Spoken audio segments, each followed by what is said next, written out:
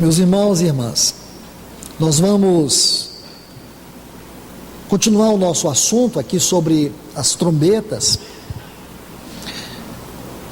Na semana passada, eu comecei a introduzir com vocês o tema sobre o último grande avivamento. Nesse tema, nós começamos com um texto ali em Marcos capítulo 9, quando os discípulos, eles se defrontaram com aquele jovem possesso, e eles vão dizer para o Senhor que eles não conseguiram expulsar aquele demônio, aquele espírito maligno. E o pai do garoto diz para o Senhor Jesus que eles não puderam fazer nada, que os seus discípulos não puderam fazer nada. Aí o Senhor Jesus diz assim: esta casta, lembrem-se disso, esta casta só sai com jejum e oração. Então nós pegamos essa frase, esta casta, e alguns irmãos devem estar questionando: bom, e o assunto do último avivamento? Quando é que a gente vai começar a estudar? Meus irmãos, eu digo a vocês com toda honestidade, eu não quero ser superficial na exposição desse assunto da escatologia bíblica. Vamos seguir o mover do Espírito na palavra. Então, o que é que nós temos entendido juntos aqui? Que agora o Senhor quer que nós tenhamos uma visão, um discernimento de toda a casta espiritual. Porque se nós buscarmos um avivamento, nós vamos buscar para quê? Essa é uma pergunta que nós precisamos responder. Por que nós queremos um avivamento? Para melhorar o nosso status, para nos dar condições de propagar nossos ensinos, nossas experiências. Por que nós desejamos um avivamento? Para que nós tenhamos dias mais felizes. Por que a igreja, ela necessita e ela deve buscar este avivamento? Para que ela tenha mais alegria nas reuniões, para que as pessoas possam ver os seus eventos, os seus movimentos, os seus entretenimentos. Por que nós queremos o avivamento? Para que nós possamos fabricar métodos e distribuir Brasil afora? Para escrever livros? Para dar exemplo para outros? Por que nós queremos avivamento? Eu creio que temos que fazer essa pergunta. Eu espero ajudá-los a responder, mas responder com consistência bíblica. Nós precisamos sim, urgentemente, de um grande avivamento. Porém, nunca iremos experimentar esse avivamento, e eu creio que este último avivamento que vai fechar essa dispensação, sem que primeiro entendamos esta casta. O que está nos envolvendo? Qual é a real situação do mundo hoje? E dentro do contexto deste avivamento, deste último avivamento, o que a Bíblia nos mostra? Qual é a perspectiva bíblica no contexto deste último avivamento? Se nós não conseguirmos ver isto, se nós não entendermos isto, se nós não agirmos de acordo com a palavra de Deus, nossa ideia de avivamento se restringe unicamente ao nosso bem-estar e não à satisfação de Deus no meio do seu povo. Nosso avivamento tem a ver conosco e não com Deus. E quando nós estudamos na semana passada o capítulo 8 do livro de Daniel, nós pegamos o capítulo 8 com uma pequena sombra no capítulo 11 de Daniel. Depois eu disse para vocês que nós teríamos que ler e estudar o capítulo 13 de Apocalipse. Agora quero inserir outro capítulo para a leitura de vocês durante a semana. Se vocês não estudar esses capítulos juntos, vocês não entenderão a palavra de Deus na sua totalidade. Porque é possível, irmãos. Não tem nada impossível aqui, tudo é possível. Basta nós anelarmos, desejarmos. Basta cada um de nós querer ler, gastar tempo com a palavra de Deus. Então nós vamos estudar hoje o capítulo 13 de Apocalipse. Porém, durante a semana, quero encorajá-los a ler o capítulo 7 de Daniel. Hoje nós vamos ver, mas como uma sombra. Porque o capítulo 8, você lê o capítulo 8 de Daniel, ele te leva para o capítulo 13. Então, quando você chega no capítulo 13, você tem que ler o capítulo 7 de Daniel. Então, esta relação que nós encontramos nesses capítulos nos dá uma visão ampla da revelação de Deus para esses últimos dias.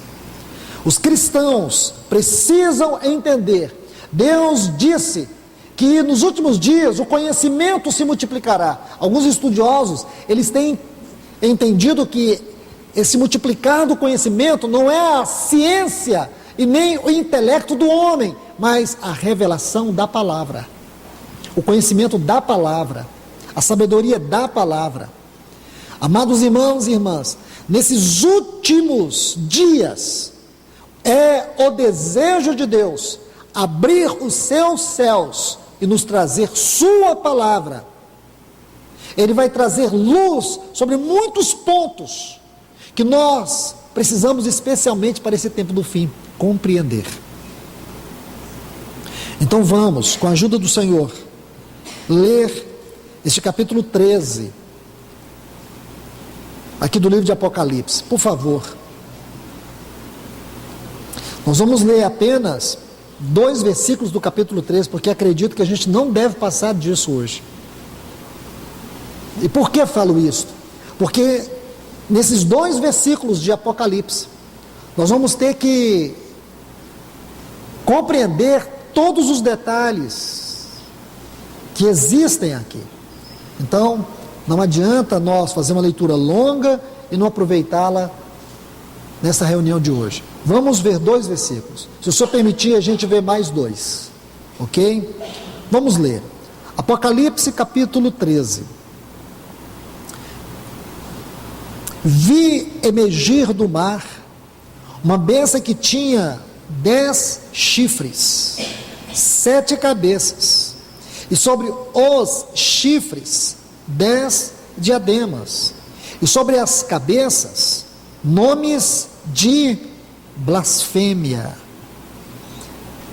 Versículo 2: a besta que vi era semelhante a leopardo, com pés como de urso e boca como de leão, e deu-lhe o dragão o seu poder, o seu trono e grande autoridade. Vamos orar. Amado Deus e Pai, no precioso nome do Teu eterno Filho Jesus, este nome que se encontra acima de todo nome, este nome incomparável, este nome que é glória, que é autoridade, que é poder, é neste nome que nós nos reunimos mais uma vez. Eu venho pedir para o Teu povo que está aqui reunido nesta noite, que a Tua graça, que a Tua força e que Teu Espírito possa encher cada coração que está aqui. Senhor, o Senhor conhece cada um de nós que estamos aqui. Só o Senhor sabe como foi o nosso dia, como foi o dia da Tua filha, do Teu filho. Então eu te peço nesta hora, venha revestir o Teu povo nesta noite de graça, da presença, da vida do Teu Espírito. Remove todo o cansaço, remove toda angústia,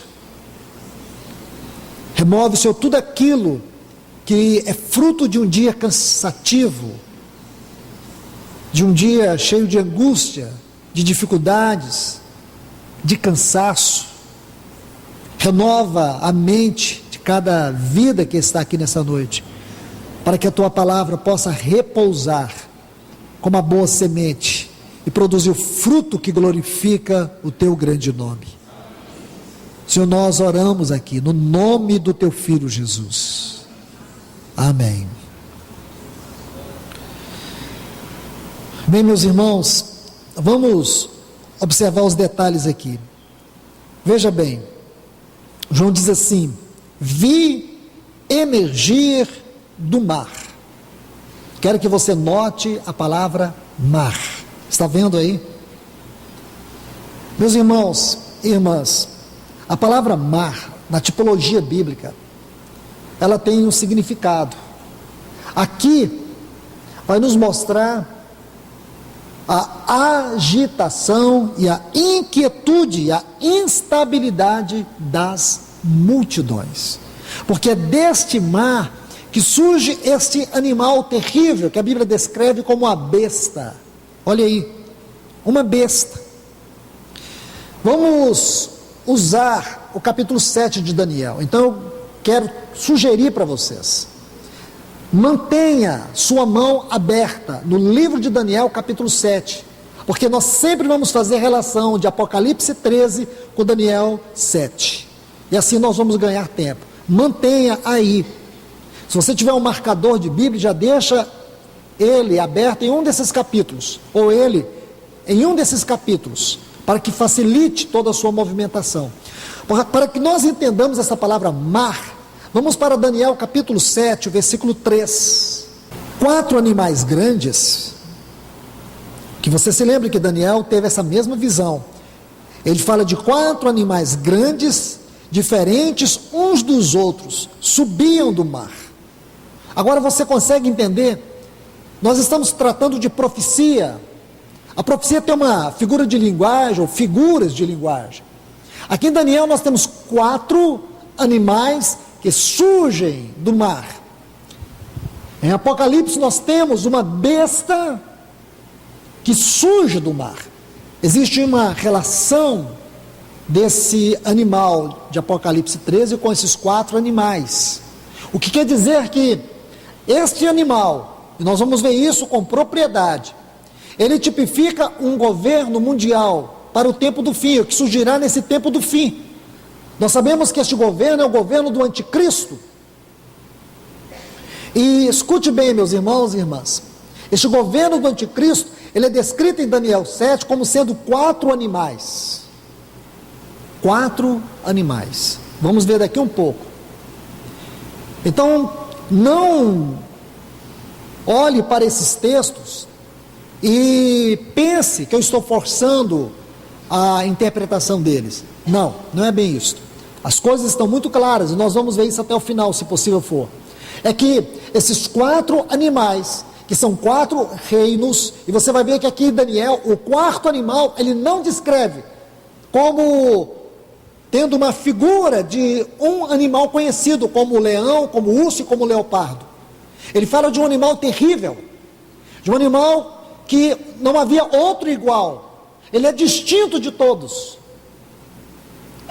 Então, este 4º animal, ele é descrito em Apocalipse 13 como sendo uma besta. Só que esta besta, ela tem uma característica extraída de cada uma dessas figuras de Daniel capítulo 7. E nós vamos ver isto. Por favor, olha essa palavra mar. Mais uma vez, aqui de Apocalipse 13. Ela é muito significativa, porque os grandes estudiosos identificam este mar como o mar Mediterrâneo. E por que Mediterrâneo? Isso também é significativo. Assim como nós estudamos o capítulo 8 e podemos identificar cada um daqueles países que no tempo de Daniel existiam, e antes que as coisas acontecessem, Deus já havia mostrado para Daniel como iriam acontecer e quais as implicações dos fatores históricos na profecia para o tempo final. Aqui, da mesma forma, quando fala do mar, é o mar Mediterrâneo, que é o mar do Atlântico Oriental. E se você estudar a geografia do mar Mediterrâneo, você vai ver que ele compreende a Europa, a Ásia Central e a África do Norte. Muito importante, porque quando você olha essa parte da Europa, são vários países, mas nós vamos ver quais. nós vamos ver a Espanha, vamos ver a França, vamos ver Mônaco, vamos ver a Itália, mas tem muitos outros, esses são os mais importantes. Quando você olha a questão da Ásia, você vai ver que este mar abrange a Síria, abrange a Turquia, abrange Israel e toda a Palestina, ou uma parte da Palestina. Estão vendo aqui? Então abrange Turquia, abrange a Síria e abrange a Palestina. Mais ainda, a África, dentre muitos países, mas vou citar dois importantes aqui na profecia: o Egito e a Líbia. Esta figura é fundamental. Então, quando você vê essa expressão grande mar, está se referindo ao mar Mediterrâneo, porque estas nações, e muitas dessas nações, têm uma forte implicação para o governo do anticristo no tempo final. Algumas de maneira bem direta, outras de maneira indireta. O certo é que estas nações, elas constituem o quadro que vai nos mostrar de maneira explícita o grande sinal acerca deste último império, o império do anticristo, o governo do anticristo, este homem da iniquidade que se manifestará no tempo do fim. E o Espírito Santo está nos impulsionando a estudar este assunto, porque, irmãos, não vamos estudar esse assunto depois que as coisas acontecerem. Nós precisamos ver antes e guardar essa palavra no nosso coração, porque quando isso acontecer, com certeza, aí você vai compreender a diferença daquele que recebeu a palavra e o que ela produziu em sua vida e daquele que não recebeu. Porque primeiro o Senhor vai nos enviar a sua palavra. A primeira coisa que o Senhor vai fazer é abrir os nossos olhos com a sua palavra, para depois nós experimentarmos o seu grande mover. Não haverá avivamento sem que primeiro a palavra cumpra o seu papel. Um avivamento sem a palavra de Deus é aviltamento, não é avivamento. Não tem como, irmãos, Deus promover um grande avivamento entre nós se a sua palavra não tiver um lugar central. E graças a Deus, nós temos que adorar o Senhor, porque Ele está nos enviando a sua palavra. Agora veja, uma besta que surgiu do mar e tinha 10 chifres, 7 cabeças. Vamos aqui, Daniel capítulo 7, versículo 7. Agora podemos ler com mais rapidez, porque todos vocês já estão aí com esses 2 capítulos abertos. Daniel capítulo 7, versículo 7. Depois disto, eu continuava olhando nas visões da noite, e eis que, veja o artigo, o quarto animal, terrível, espantoso e sobremodo forte, o qual tinha grandes dentes de ferro, ele devorava e fazia em pedaços, pisava aos pés o que sobejava. Era diferente de todos os animais que apareceram antes dele, e tinha 10 chifres. Então, está vendo a correlação que existe desse versículo 1 com o capítulo 7 de Daniel? É o mesmo animal. E você vai ver que Daniel, ele fala de um quarto animal. Daniel fala de um quarto animal. E João nos fala de uma besta, um animal indescritível. Diz também que ele tinha 10 diademas. 10 diademas.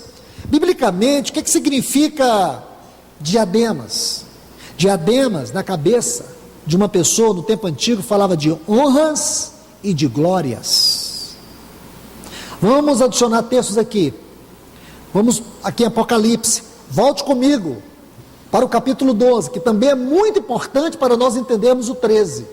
Outro capítulo que nós temos que conhecer, ler. Esse capítulo é muito especial, capítulo 12. Quando nós estivermos estudando sobre o último avivamento, a gente vai passar por esse capítulo com mais detalhes. Veja o versículo 3 do capítulo 12, está assim: viu-se também outro sinal no céu, Eis um dragão grande, vermelho. Essa palavra vermelho no texto original é cor de fogo. Então não vamos associar aqui a palavra vermelho com carmesim, olhar aqui um aspecto salvador, porque o vermelho, ele aponta para a obra salvífica de Cristo, Cordeiro de Deus. Aqui a expressão no texto original é cor de fogo, com 7 cabeças, 10 chifres, nós acabamos de ver isso, e nas cabeças 7 diademas. Agora, por favor, veja aqui o versículo 2 do capítulo 3 de Apocalipse. Volte rapidinho aí, essa parte que diz, bem mais na parte final, que diz assim: a besta que viera semelhante ao leão pardo, seus pés como urso, a sua boca como boca de leão. Agora essa parte, a parte final aqui, o dragão deu-lhe o poder, seu trono e grande autoridade. Está vendo aqui? Esse dragão do capítulo 13 é o mesmo do capítulo 12. Então quem é este dragão? É aquela antiga serpente, é o próprio Satanás. Por mais que nós possamos imaginar que essa figura apocalíptica, ela tem uma característica mitológica, não importa, irmãos, que característica, que figura que a Bíblia está nos dando, mas é uma descrição do poder das trevas, da própria pessoa de Satanás e também da sua obra. Então aqui nós temos uma descrição de Satanás, mas estamos falando de diademas, fala de glórias, de honras. Agora, por favor, então você viu que esse dragão do capítulo 12, versículo 3, que tinha 7 diademas, é o mesmo aqui do capítulo 13, versículo 2. Agora deixe-me colocar só mais um texto, para mostrar para vocês que esse assunto dos diademas aqui, fala disso, de glórias, de honra. Apocalipse capítulo 19, versículos 11 e 12, vamos passar rapidamente nisso, para que a gente avance, ok? Apocalipse 19, 11 e 12. Vi o céu aberto, e eis um cavalo branco. Aqui está falando do nosso Senhor Jesus Cristo, o vencedor. O seu cavaleiro se chama Fiel e Verdadeiro, e julga e peleja com justiça. Os seus olhos são chama de fogo, e na sua cabeça há muitos diademas. Está vendo? Na cabeça do nosso Senhor existem muitos diademas, mas é simplesmente para descrever que na sua cabeça existem muitas honras e muitas glórias. Só que as honras dele e as glórias dele são honras e glórias eternas. Só ele tem. Por isso não descreve quantidade, porque a sua glória e a sua honra é uma glória e uma honra eterna. Mas ok, vamos avançar. Voltando para Apocalipse capítulo 13. É a leitura que nós somos obrigados a fazer. Não adianta lermos esses textos juntos e não aprendermos nada. Aí diz assim: e sobre as cabeças, onde tinha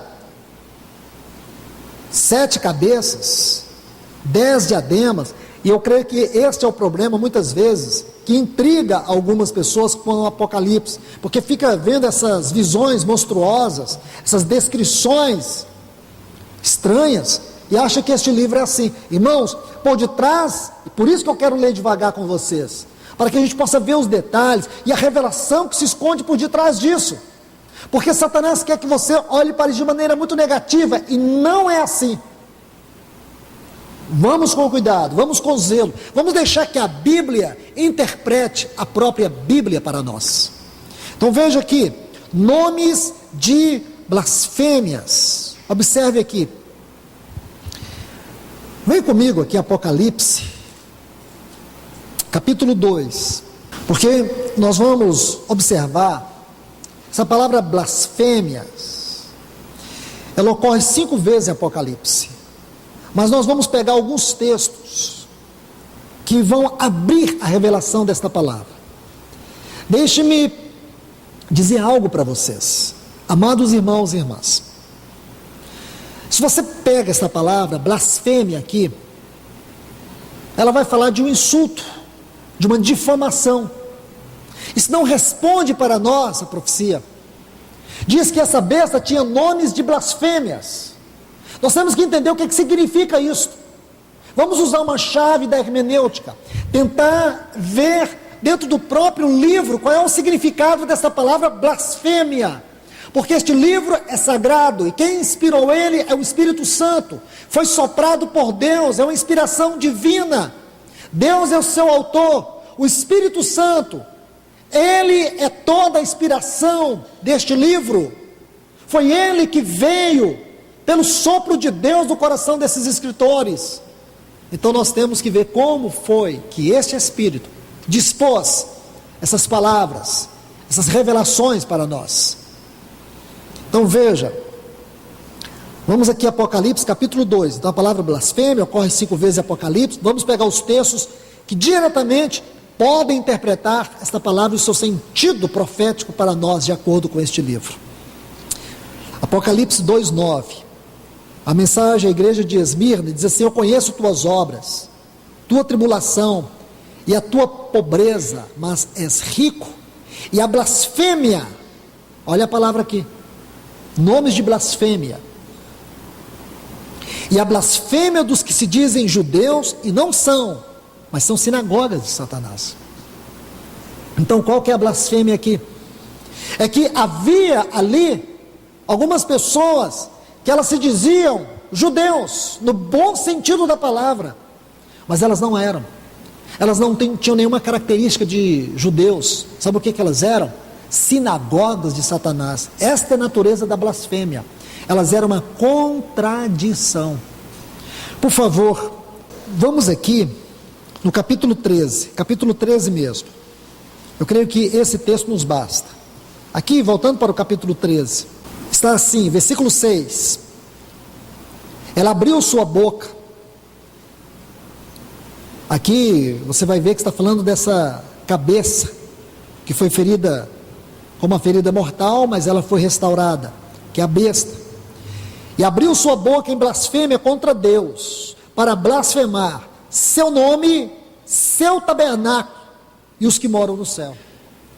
Então, veja bem, esta besta aqui, ela veio difamar o caráter de Deus, a habitação de Deus e a glória de Deus. A blasfêmia aqui, o insulto, a difamação era contra a natureza e contra o caráter de Deus. O tabernáculo aqui é uma figura da igreja, porque a igreja é o lugar da habitação de Deus. E os que habitam nos céus, toda a esfera celeste, de todas as criações, de toda a sua glória. Talvez a palavra glória cabe muito bem aqui para descrever os que habitam nos céus. Então, meus irmãos e irmãs, você pode ver aqui que esta palavra blasfêmia, ela é em Judas. Judas, se você quiser adicionar esse texto, é muito importante. Judas capítulo 1, versículo 9, lá tem a frase assim: juízo difamatório. Também é a mesma palavra no texto original para descrever blasfêmia, juízo difamatório. Tudo isso que nós estamos vendo, irmãos, começam a desvendar para nós a natureza e o caráter deste governo do tempo do fim. É o nosso tema hoje, o último governo do tempo do fim. Esse último governo, o governo do anticristo, ele terá essa sua característica de oposição, de difamação.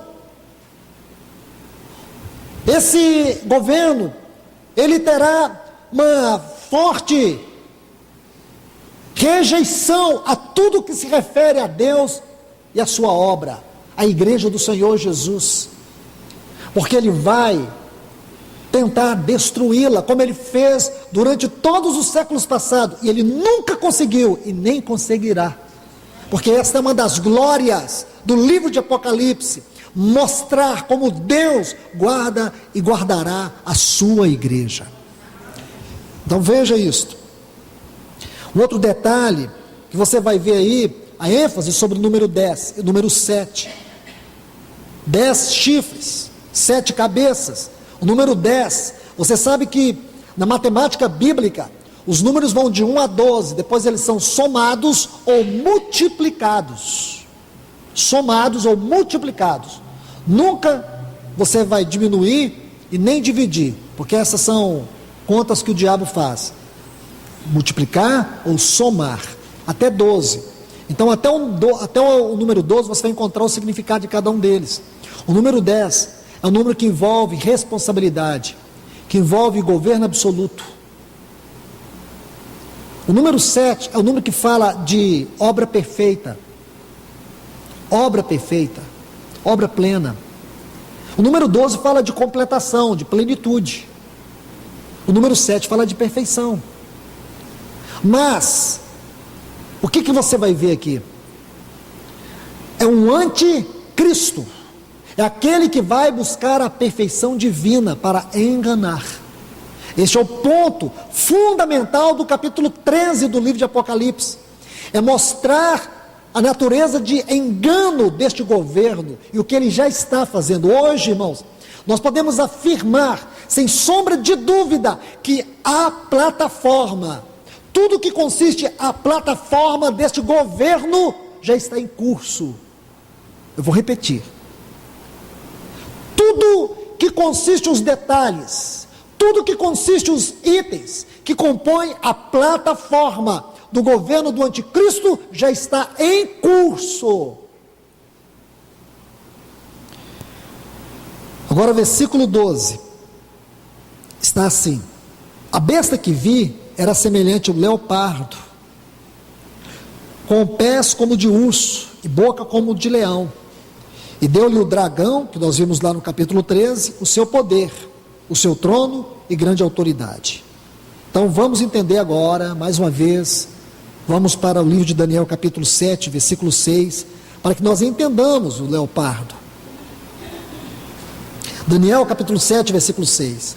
O capítulo 2, o capítulo 7, o capítulo 8, o capítulo 11 de Daniel, se vocês puderem, meus irmãos e irmãs, se vocês puderem ler esses capítulos, copiar os detalhes, capítulo 2, capítulo 7, capítulo 8, capítulo 11, vocês vão entender o quadro de tudo isso, porque estes capítulos, eles abordam o mesmo ponto, eles caminham na mesma direção. Isso é importante, isso é muito importante. Daniel capítulo 7, versículo 6. Depois disto, continuei olhando, e eis aqui outro, semelhante a um leopardo. Está vendo o leopardo? Está aqui. E tinha nas costas 4 asas de ave. Nós já falamos disso lá no capítulo 8. Tinha também este animal 4 cabeças, e foi-lhe dado o domínio. Então você sabe muito bem, já falamos sobre isso, mas eu vou repetir. O leopardo é uma figura do Império Grego, que conquistou a Pérsia no ano 331 antes de Cristo. Então, no ano 331, o Império Grego, comandado por Alexandre o Grande, conquistou a Pérsia. Lembra? A Babilônia era o Império Mundial. A Babilônia era o Império Mundial. Aí os medo-persas, 2 reinos, medos e persas, vieram e tomaram a Babilônia. Aí depois vieram os gregos e tomaram, conquistaram esse império medo-persa. Ok?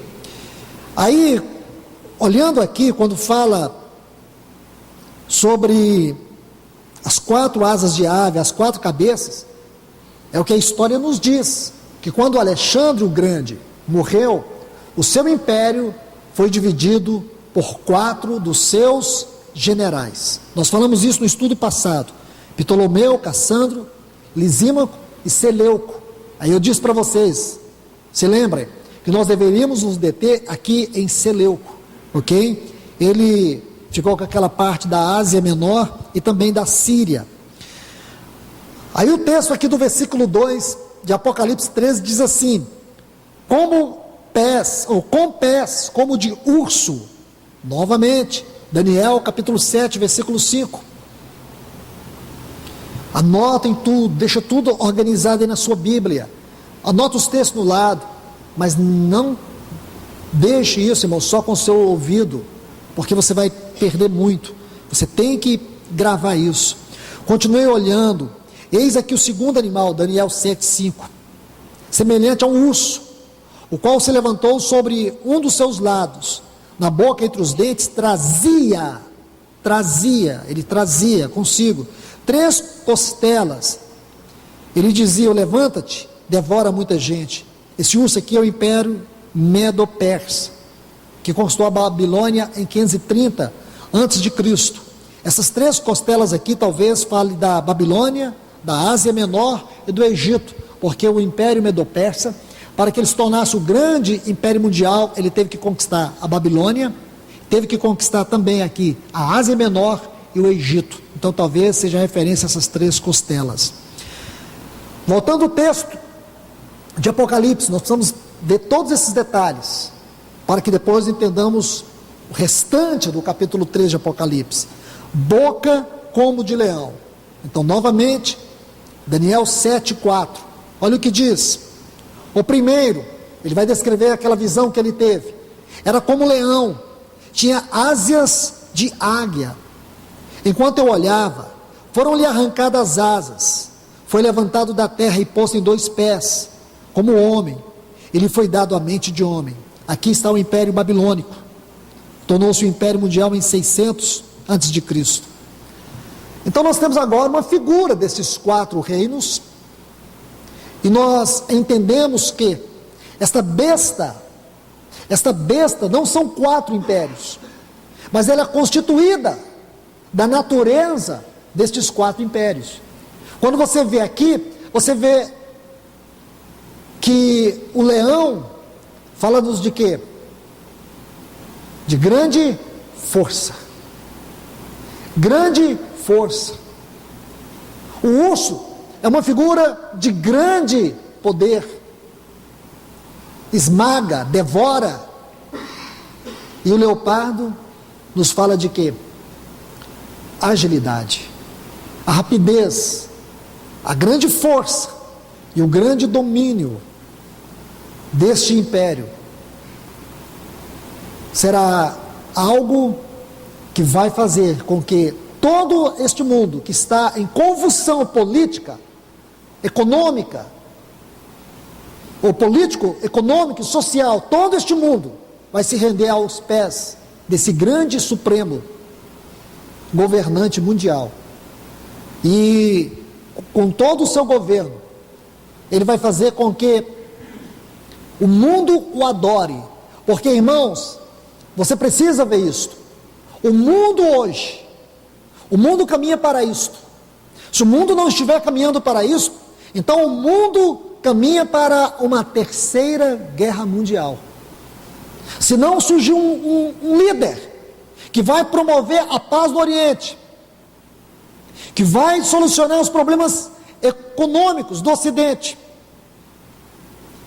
se não surgir um homem, um líder, que venha fazer com que toda a Ásia, com suas grandes potencialidades, possam convergir com o propósito de integrar todo o mundo. O que nós estamos então assistindo é que haverá uma 3ª grande guerra mundial e tudo vai acabar em pó e cinza. Isso não é verdade. Vai aparecer um líder que vai promover uma paz, uma falsa paz. Um líder com uma grande capacidade, uma capacidade do inferno, uma capacidade que só Satanás pode lhe dar. Veja que Satanás, a antiga serpente, que é descrita como um dragão, ele conseguiu, lá na glória de Deus, no reino de Deus, persuadir uma 1/3 parte dos anjos. Se ele conseguiu, e a Bíblia sempre se refere a ele como príncipe deste mundo, com grande autoridade e domínio no mundo espiritual. Porém, diante de Cristo, ele foi um derrotado, porque só Cristo o venceu, e o expôs publicamente ao desprezo, mas ele ainda continua sendo o príncipe deste mundo. E ele dará ao único homem um governo, uma capacidade e um poder como nunca nenhum destes que nós podemos ver aqui, seja ele Dário, Nabucodonosor, Dário, Alexandre o Grande, nenhum destes jamais tiveram, mas esse terá. E o seu governo vai fazer com que a terra, o mundo todo, seja envolvido numa terrível e profunda idolatria a ele. Ele vai enganar, ele vai seduzir, ele vai esmagar. E é isso que esse capítulo 13 vai nos mostrar. Observe aqui, irmãos. Voltemos para o capítulo 12. Só para a gente entender um pouco sobre esse dragão que a Bíblia fala aí. O versículo 2 nós já vimos, agora olha o versículo 4. Diz que o dragão, a sua cauda arrastava, porque está no passado, o sentido aqui é passado, arrastou, a terça parte das estrelas do céu, que são os anjos caídos, as quais lançou para a terra. Aí diz assim, o dragão se deteve em frente à mulher. Isso aqui é uma outra profecia, eu estou lendo o texto, não dá para interpretar. Esta mulher aqui é uma figura da igreja, na sua totalidade, histórica e profética. Aí diz assim, o dragão se deteve em frente à mulher que estava para dar à luz, a fim de lhe devorar está vendo o artigo aqui? É o filho varão, quando nascesse. Não vou entrar no mérito dessa profecia, senão vai mudar o nosso estudo hoje, mas eu quero que você veja o poder desse dragão. Arrastou uma terça parte dos anjos. Ainda o versículo 9 do capítulo 12, está assim, e foi expulso, é uma outra descrição do que aconteceu, quando ele tentou usurpar o lugar de Cristo na glória, do Filho de Deus na glória, diz assim, e foi expulso, ele se rebelou contra a autoridade e o governo de Deus. Está assim o versículo 9 do capítulo 12, e foi expulso o grande dragão, a antiga serpente, que se chama Diabo e Satanás. Então quem é este dragão aqui do capítulo 13? O diabo, o próprio Satanás. Veja o versículo 4 do capítulo 13. E adoraram o dragão, porque deu a sua autoridade à besta. Irmãos, então vamos ainda, nos poucos minutos que nos restam, examinar esse versículo 4. O versículo 3, se você quiser olhar, apenas para fortalecer mais o argumento do versículo 4, está assim: então vi uma das suas cabeças, Apocalipse 13, 3, como que golpeadas de morte. Foi golpeada, porém não morreu. O que quer dizer? Isso aqui é uma linguagem profética, que aquele quarto animal, que você sabe muito bem pela história, que foi o Império Romano, nunca, escute, Babilônia, Medo-Persas, grego, e depois vieram os romanos. Os romanos conquistaram o Império Grego. Eles conquistaram o mundo. Eles se tornaram o maior império que já existiu. Nenhum império na história se comparou com o Império Romano, em sua extensão e em durabilidade. Foi o maior de todos os impérios. Não vamos nos deter muito nisso, mas na descrição profética por detrás disso. O que o Espírito quer nos mostrar é que este império, se você estudar a história do Império Romano, ele foi como que sendo diluído na história. Ele foi crescendo tanto, que ele se espalhou. Mas escute, o que a Bíblia está dizendo é que nesse tempo do fim, esse império grande, extraordinário, que veio e devorou o mundo, devastou o mundo, conquistou o mundo, a ponto dos imperadores romanos serem adorados como deuses. Escute isso, irmãos. Os imperadores romanos, eles foram adorados como deuses. Se você estudar a história do Império Romano, você vai ver isto. Tibério era adorado como um deus. César, e todos eles eram adorados como um deus. No tempo dos apóstolos, no tempo da igreja primitiva, você sabe que durante 10 reis, ou durante o reinado de 10 imperadores romanos, a igreja foi perseguida. Vou te dar aqui desde o ano 64 depois de Cristo, com Nero, até Diocleciano, até o ano 311, 12 ou 13, por aí, até Diocleciano,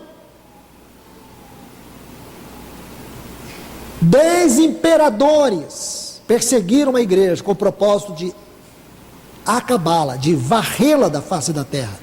Esses imperadores, o grande problema deles com a igreja é porque a igreja não se curvava diante deles, porque era comum as pessoas no Império Romano saudarem umas às outras dizendo assim: César é Senhor.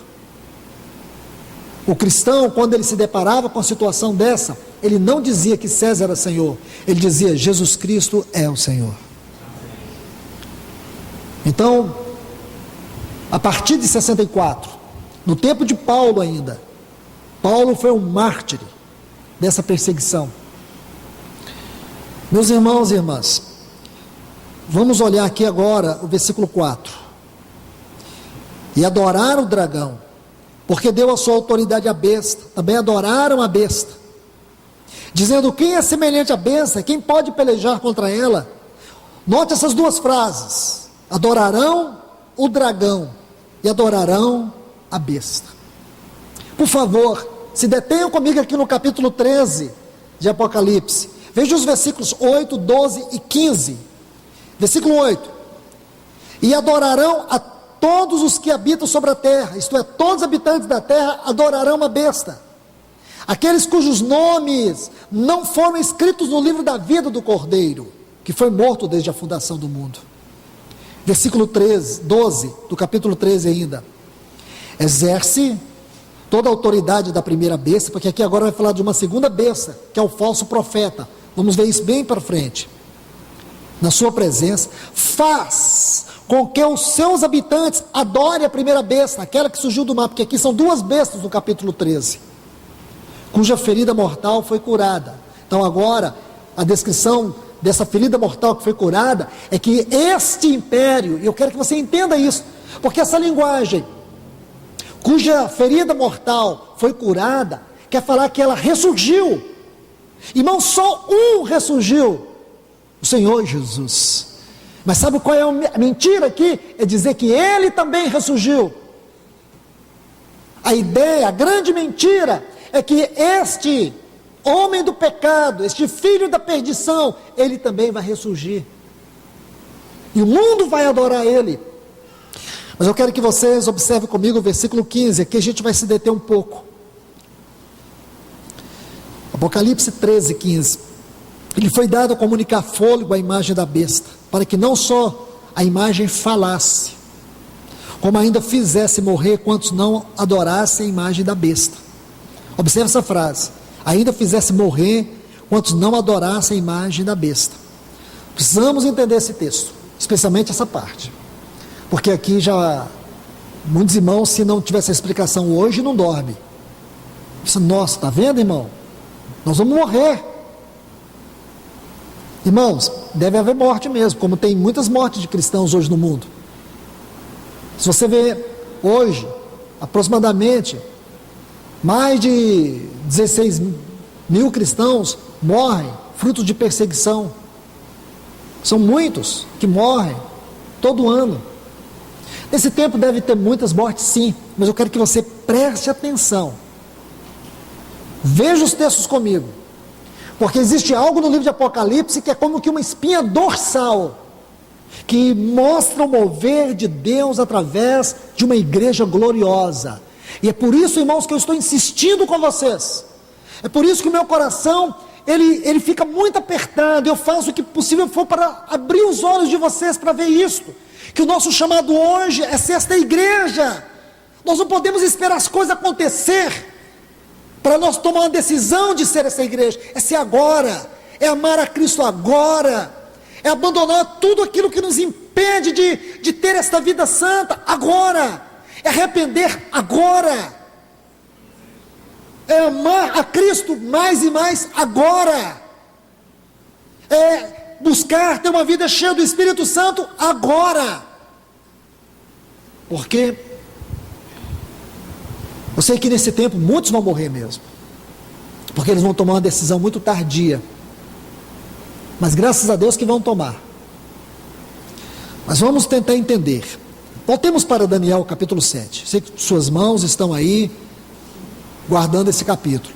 Veja comigo dois textos. Daniel capítulo 7, versículos 21 e 22. O contexto desses versículos é quando Daniel ele quer saber a verdade deste quarto animal, que é esta besta aqui, este quarto animal.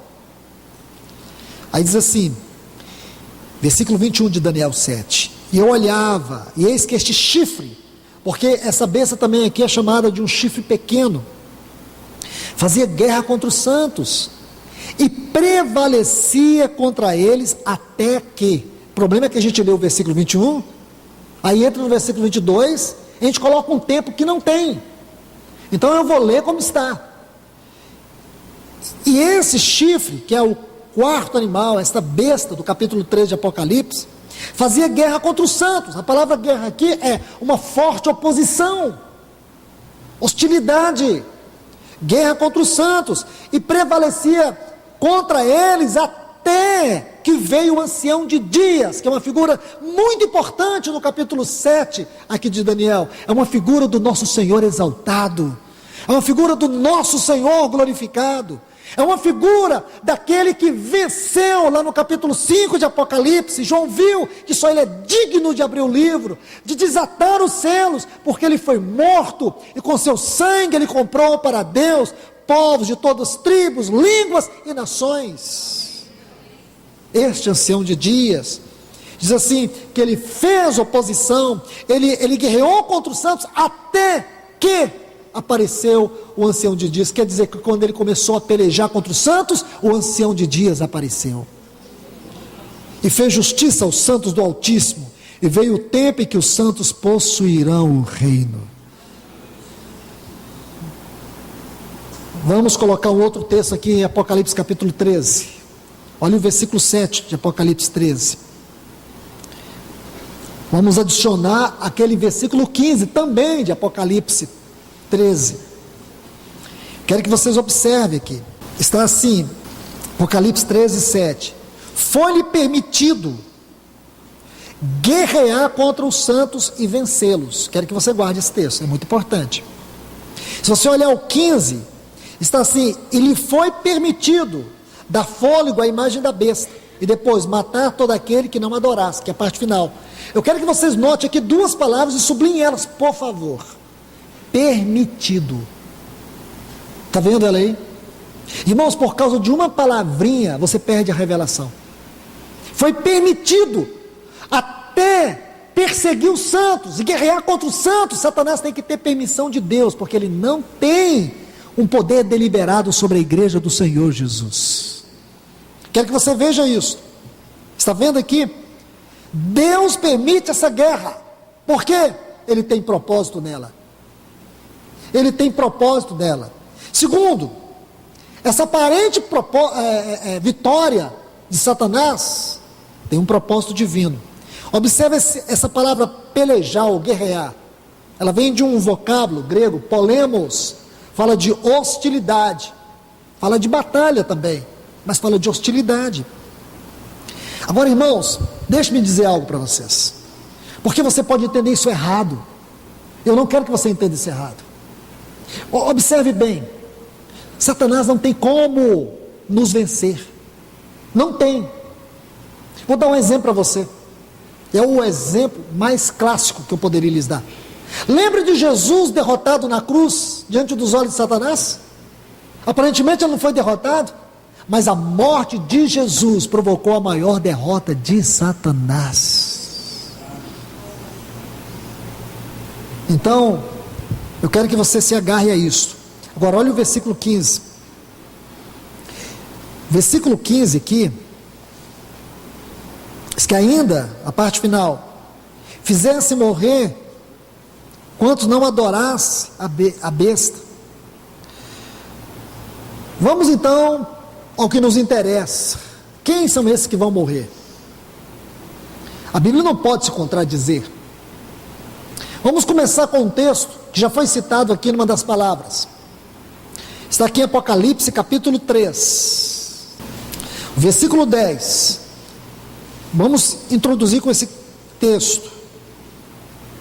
Está assim: me perdoe, porque guardaste a palavra da minha paciência. Porque guardaste a palavra da minha paciência ou perseverança, também eu te guardarei da hora da provação que há de vir sobre o mundo inteiro, para provar os que habitam sobre a terra.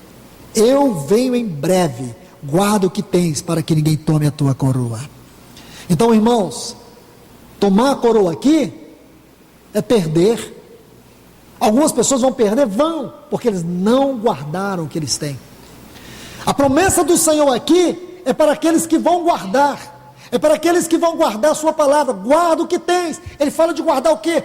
Porque guardastes a palavra da minha perseverança, a palavra do testemunho de Deus, essa palavra que é o próprio Deus, o verbo vivo encarnado que foi dado a nós, este evangelho vivo, que está sendo derramado, que está vindo como uma espada, que está penetrando o nosso coração. Esta palavra nós temos que guardar, porque se nós guardarmos, nós temos a promessa, Ele vai nos guardar. E os que não guardar, vão perder a coroa. Tem perda no reino, e esses estarão suscetíveis aos ataques do anticristo nesses últimos tempos. Vou mostrar mais textos para vocês. Vem comigo, Apocalipse 12. Depois eu vou encorajar vocês a memorizar um capítulo inteiro de Apocalipse. É o capítulo menor desse livro, pelo que me parece, mas todo cristão teria que saber ele do começo ao fim. É o capítulo 15. Irmão, se eu fizer uma pergunta, não precisa me responder, só você e você. Você já leu esse capítulo 15? Algum dia você leu? É igual uma placa de caminhão que você viu na estrada, você nem sabe o nome mais, nem o número mais, nem de que lugar que era. Não podia ser assim, irmãos. Esse capítulo deveria ser como um espelho, onde a gente faz aquele penteado, onde as irmãs passam maquiagem. Vocês deveriam colocar ele do lado ali, olhando para ele, ou então ali no seu lugar de estudo, esse capítulo, para vocês memorizar ele, porque é um capítulo muito importante, especialmente para esse tempo do fim, especialmente quando você ficar abatido, pensando nessas coisas. Mas vamos chegar nele devagar. Vamos passar pelo capítulo 12. Olha o versículo 17. Está assim, Apocalipse 12, 17. Então o dragão encolerizou-se contra a mulher. Essa mulher é a figura da igreja, e foi guerrear contra o resto da sua descendência. Então preste atenção, essa palavra aqui, o resto, significa remanescentes. Lembra que eu disse para vocês que existe como que uma espinha dorsal da revelação do propósito de Deus em relação à sua igreja, Apocalipse? Este é um ponto importante, porque nós temos uma questão geral, a igreja como um todo, e depois nós temos uma figura desses remanescentes, que em Apocalipse 2 e 3 são descritos como vencedores. Nós temos uma mensagem a todas aquelas 7 igrejas de maneira geral, e depois temos uma mensagem específica a esses vencedores. Eles são descritos em uma linguagem profética em muitos capítulos aqui em Apocalipse. Nós temos aqui no capítulo 7 aquela figura dos 144 mil, que são descritos por aquelas 12 tribos de Israel. Então nós temos aqui uma figura desses 144 mil. Irmãos, deixe-me colocar um ponto aqui no capítulo 7, veja, se você observar o versículo 3 do capítulo 7, diz assim: quando aqueles 4 anjos se colocaram nos 4 cantos da terra, estão vendo? Versículo 1, aí eles iriam exercer juízo sobre a terra. Aí Deus diz assim: não danifiqueis a terra, nem o mar, nem as árvores, até que eu tenha selado as testas dos meus servos, ou dos servos do nosso Deus. Então, se Deus diz, não danifiqueis a terra, Deus não queria que nenhum dos seus servos sofresse aquele juízo. Então o que ele diz? Até. Então Deus vai selar um por um. Aí você vai ver que diz assim, sequência do texto, ou dos textos: viu o número dos que foram selados, 144 mil. Então, este número é um número profeticamente representativo. Não é o nosso encargo agora, depois iremos falar sobre ele. Aqui no capítulo 14 a gente vai ver alguma coisa sobre ele. Então não vamos entrar muito agora. Então você vai ver que Deus vai guardar os seus. Deus vai selar os seus. Eles vão ter uma marca. Eles terão a marca de Deus, o selo de Deus. Nem o anjo, mesmo aqueles que forem ordenados a exercer juízo na terra, poderão tocar neles, se nem esses anjos de Deus. Então Satanás também não vai tocar, mas alguns sofrerão, sim. E com certeza nós teremos mártires também. Mas de maneira geral, nós temos que ver que aqui em Apocalipse tem uma promessa especial para um povo especial. Um povo especial, zeloso e de boas obras. Observe, irmãos, capítulo 12, vamos ler direito esse texto aqui, esse versículo 17. Então o dragão encolerizou-se contra a mulher e foi guerrear contra o resto da sua descendência, os remanescentes dela, os que guardam os mandamentos de Deus e têm o testemunho de Jesus Cristo. Então você está vendo aí, versículo 8,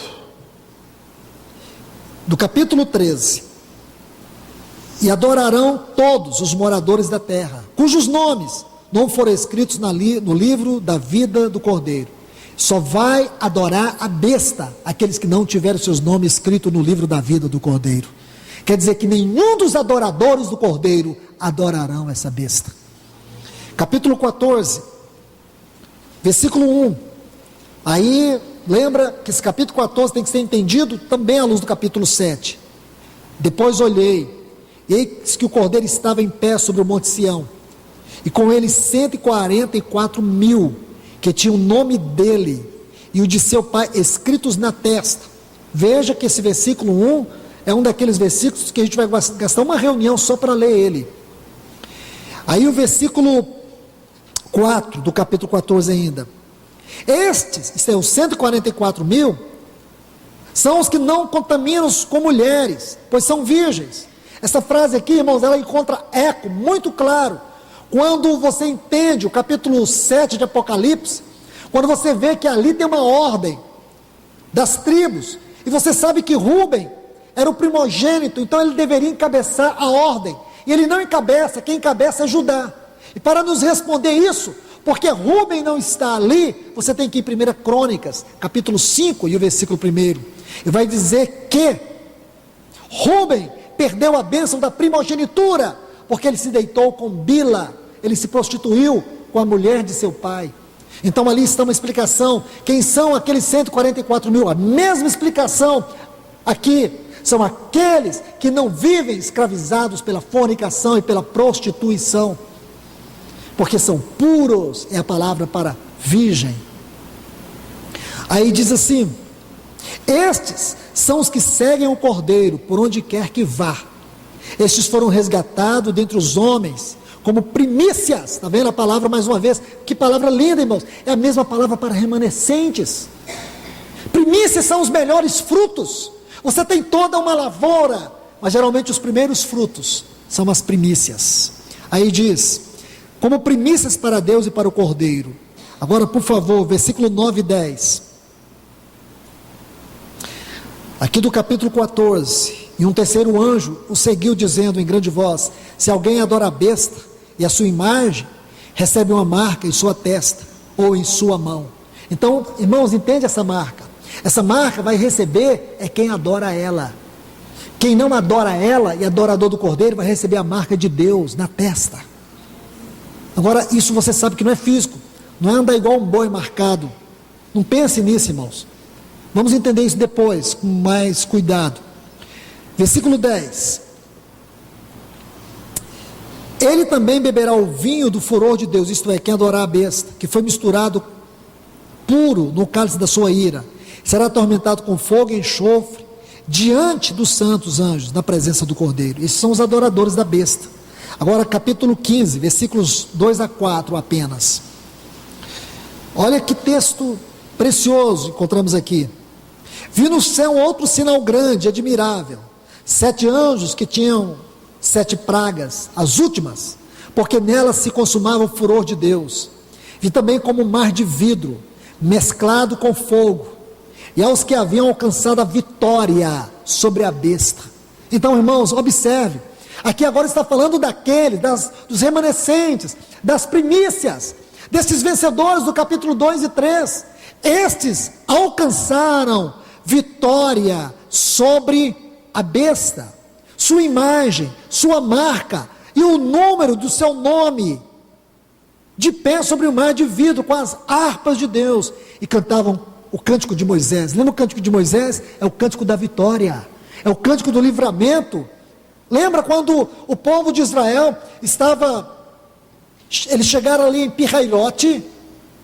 Quando eles chegaram em Pi-Hairote, eles olharam para o mar, e eles já viram a grande poeira do grande exército de Faraó, que vinha contra eles. A nuvem que estava sobre o povo saiu do povo, e se acampou entre o exército de Faraó e o povo de Israel. Então, enquanto a nuvem se deteve aqui, eles não puderam passar, e o mar se abriu, e eles passaram todos guardados. Deus, com as suas fortes mãos, ele sustentou aquelas águas, o seu povo passou guardado ali.